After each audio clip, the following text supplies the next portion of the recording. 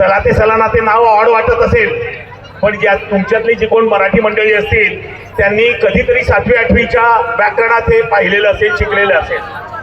पण झालंय असं, पैशाचा मागे लागणारा तरुण आणि त्याच्या आयुष्यात येणारी एक स्टॅमर करणारी मुलगी यांची लव्ह स्टोरी आहे चला ते सलाना ते.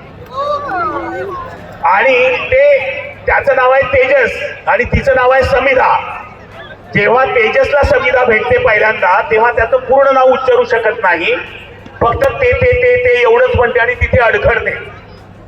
तेव्हापासून हा तिला असं सांगतो की तू मला स म्हण, मी तुला ते म्हणतो. झालं की नाही सला ते, सला ते भेटली. पण हा पुढच्या सला नाते जो लागतो ना, या नाची गोष्ट तुम्हाला सिनेमागृहात जाऊन बघायला लागेल.